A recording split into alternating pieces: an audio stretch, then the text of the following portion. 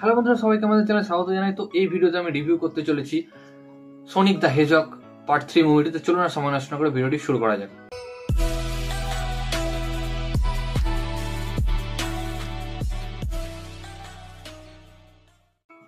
তো এটি একটি 2024 সালের মুভি এবং 3 নম্বর পার্ট। তো আগের দুটো পার্ট আমার দেখা আছে, কিন্তু আমি রিভিউ করিনি। এই মুভিটি রিভিউ করছি। এই মুভিটি আপনারা অ্যামাজন প্রাইমে পেয়ে যাবেন। এই মুভিটি ডাইরেক্ট করেছেন জেফ ফাওলার।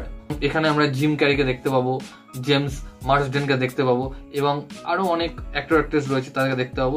এটিও একটি গেম থেকে অ্যাডাপ্টেশন মুভি, অর্থাৎ সোনিক গেম যারা খেলেছেন তারা বলতে পারবেন। সোনিক গেম আমি খেলেছি, ঠিকঠাক, খুব আহামরি আমার গেম লাগে না, ঠিকঠাক একটা গেম। এবং এই গেম থেকে অ্যাডাপ্ট করে এই মুভিটা বানানো হয়েছে। গেমের যত ক্যারেক্টার রয়েছে, গেমটার যত ওয়ার্ল্ড রয়েছে, যে ওয়ার্ল্ডটা রয়েছে সেটাকে এক্সপ্লোর করা হয়েছে। এবং এটি এই মুভির 3 নম্বর পার্ট বেরিয়েছে। তার মানে বুঝতে পারছেন আগের দুটো পার্ট কতটা হিট করেছে এবং এই পার্টটিও বেশ ভালো করেছে। আমাকে বেশ ভালো লাগে, কারণ এটা একটা লাইভ অ্যাকশন অ্যাডাপ্টেশন। আর লাইভ অ্যাকশন অ্যাডাপ্টেশন মানে আপনারা জানেন, এখানে আমরা 3D অ্যানিমেশনও দেখতে পাবো, প্লাস লাইভ অ্যাকশন মানুষ, মানে নর্মাল মানুষ যারা রয়েছে, অর্থাৎ রিয়াল টাইম মানুষ, তাদেরকেও দেখতে পাই। তো এই ধরনের সিনেমা খুবই ভালো লাগে এবং বাইরে, ইন্ডিয়াতে তো পপুলারই এবং বাইরেও খুব পপুলার। এবং এই যে ফ্র্যাঞ্চাইজ রয়েছে, এই ফ্র্যাঞ্চাইজটা খুবই পপুলার। এবং এখানে যে সোনিকের যে ওয়ার্ল্ডটা, সোনিকের আর আর কি ধরনের ভেরিয়েন্ট রয়েছে তাদেরকে দেখানো হয়েছে। বেশ মজাদার অ্যাকশন প্যাক সায়েন্স ফিকশন।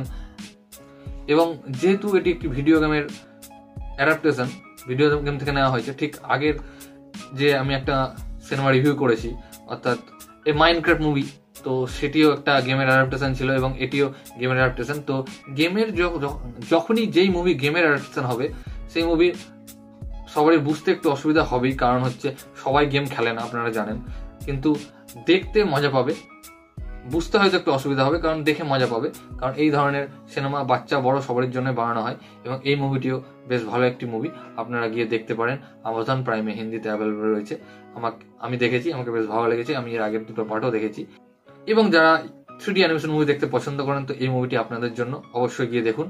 তো ভিডিওটি ভালো লাগলে অবশ্যই ভিডিওটি লাইক, কমেন্ট, শেয়ার, আমার চ্যানেলটিকে সাবস্ক্রাইব করুন এবং ইনস্টাগ্রামে ফলো করতে পারেন। লিঙ্ক আমি ডিসক্রিপশন দিয়ে দেবো। ভিডিওটি দেখার জন্য থ্যাংক ইউ।